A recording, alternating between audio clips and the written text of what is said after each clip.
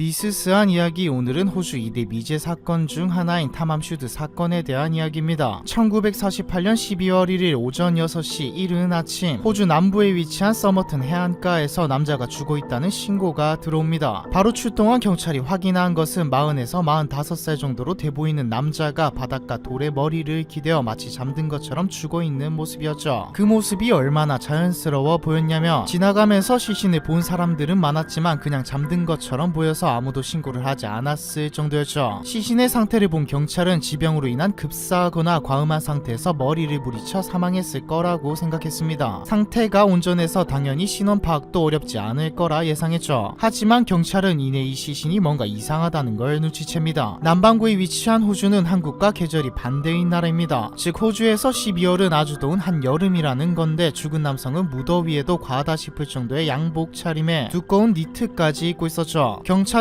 일단 이 남자의 신원부터 파악해보려 했지만 신분을 확인할 수 있는 어떤 물건도 찾을 수 없었습니다. 더 이상한 것은 시신이 입고 있었던 옷의 라벨도 일일이 모두 깨끗하게 제거된 상태였다는 것이죠. 마치 자신의 신원을 철저히 숨기고 싶어 했던 것처럼 보였습니다. 이외에도 기차표, 여권, 영국산 담배, 미국산 빚 등이 있었지만 신원 파악에는 전혀 도움이 되지 않았습니다. 남자의 시신은 부검 단계로 넘어갔죠. 그런데 부검 결과는 경찰을 더욱 혼란스럽게 했습니다. 죽은 남성의 몸에는 눈에 띄는 상처는 없었지만 비장은 정상인의 3배가량 부풀어 있었고, 위와 간에는 출혈이 온몸 곳곳에는 우려의 증상이 다수 확인되었습니다. 우려의 증상이란 정맥의 혈류가 방해되어 장기 조직 내 정맥이나 모세혈관 내 혈액이 증가하는 현상을 말하죠. 이 때문에 약이나 도구로 살해당했을 가능성이 제기됐지만, 위장에서 검출된 마지막 식사에서도 신체 어디에서도 약물의 흔적은 찾아볼 수 없었고 약물을 주입한 흔적도 보이지 않았습니다. 부검을 통해 확실히 알 수 있었던 건 이 남자가 12월 1일 새벽 2시쯤에 사망했다는 것. 독살의 흔적은 보이지 않지만 자연사는 절대 아니라는 것 뿐이었습니다. 경찰은 정체불명의 이 남자를 발견된 해안가 이름을 따서 서머튼 맨이라 불렀고 수사는 계속되었죠. 하지만 시신 하나만으로는 아무것도 알아낼 수 없는 상황이었기에 경찰은 목격자를 찾아내 당시 목격 정보를 얻어내고 제보를 통해 정보를 수집하는 게 다였습니다. 그런데 여기서 또 하나 이상한 점이 나타나죠. 목격자 정보에는 11월 30일 저녁부터 돌에 기대어 누워있는 남자를 봤다는 증언이 있었는데, 부검의 사망 추정 시간인 12월 1일 새벽 2시보다 훨씬 전부터 그곳에 누워 있었다는 겁니다. 다른 목격자는 이 남자가 돌에 기대어 팔을 움직이고 있었다고 말했죠. 그렇다는 건 이 남자는 11월 30일 저녁부터 해변의 방파제에 기대어 팔만 휘적거리다 대여섯 시간 후에 사망했다는 건데 말이 안 됩니다. 사건은 점점 미궁으로 빠지고 있었죠. 사인도 정체도 알 수 없는 시신에서 추측해 볼 수 있는 사실은 그저 이 남자가 영국인이라는 것 뿐이었습니다. 호주 경찰은 이 남자의 얼굴 사진과 지문을 찍어 미국, 유럽 등 영국인이 거주하는 모든 국가의 수사 당국에 신원 조회를 요청하기로 했죠. 하지만 그 어디에서도 이 남자의 신원 정보는 조회되지 않았고 찾는 사람도 없었습니다. 시신 발견 후 한 달 이상이 지난 1949년 1월 14일 근처 기차역 보관함에서 남자의 것이라 추정되는 가방이 발견됩니다. 남자가 사망하기 전날 오전 11시에 보관소에 맡겨진 이 가방 안에는 영국의 고가 브랜드의 옷, 양말, 면도기, 편지지 등이 들어있었고 의문스러운 물건도 함께 발견되죠. 여행에는 절대 필요 없을 것 같은 드라이버 붓도 함께 들어있었습니다. 하지만 이상한 점은 따로 있었습니다. 가방에 들어있던 넥타이나 옷, 빨래 주머니에 새겨진 이름은